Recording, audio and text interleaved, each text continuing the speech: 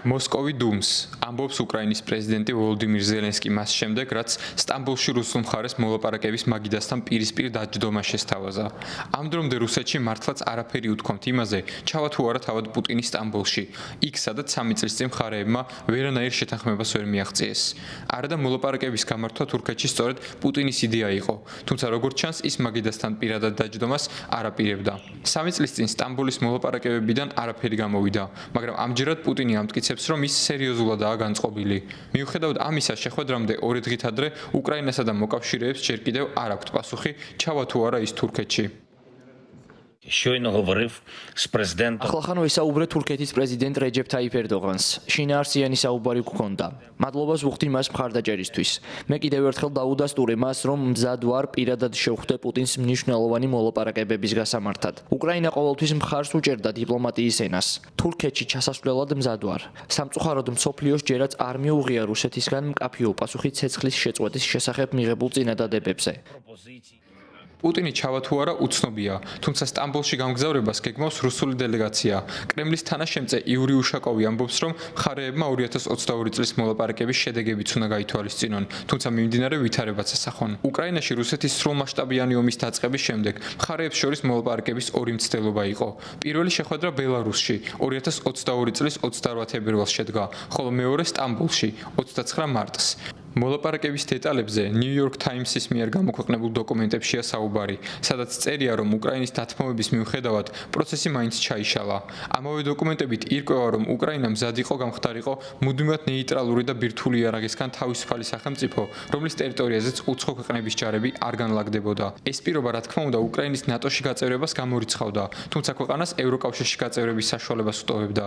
სანაცვლოდ კი უკრაინა გაეროს უშიშროების საბჭოს 5 მუდმივი წევრისგან, დიდი ბრიტანეთის ჩინეთისგან, რუსეთისგან, შეერთებული შტატებისგან და საფრანგეთისგან უსაფრთხოების გარანტიებს მიიღებდა.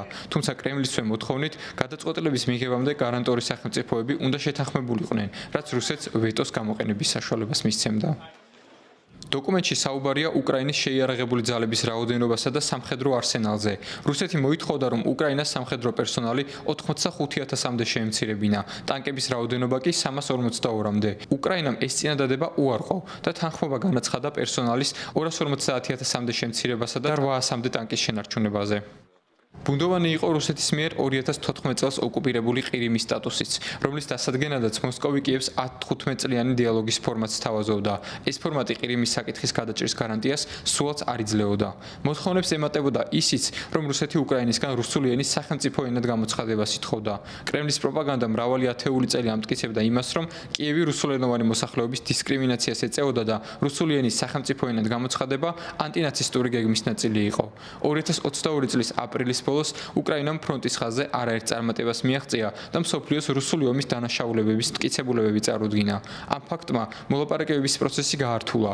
კიევის გარეუბან ბუჩაში მშვიდობიანი მოსახლეობის მასობრივი მკვლელობისა და წამების ფაქტების აღმოჩენა სტამბოლის მოლაპარაკების ჩაშლის გადამწყვეტ ფაქტორად განიხილება. მოგვიანებით 2022 წლის მაისში პრეზიდენტმა ზელენსკიმ ხელი მოაწერა განკარგულებას, რომლის თანახმადაც პუტინთან მოლაპარაკებები იკრძალებოდა. აშკარაა, რომ რუსეთის ამჟამინდელ პრეზიდენტთან დიალოგი შეუძლებელია. მას არ ესმის ღირსება და პატიოსნება. მზად ვართ რუსეთთან დიალოგისთვის, მაგრამ სხვა პრეზიდენტთან, ნათქვამია ამ განკარგულებაში. დღეისათვის ვოლოდიმირ ზელენსკი მოლაპარაკებებისთვის მზადაა, თუმცა თავდაპირველად ცეცხლის შეწყვეტას ითხოვს.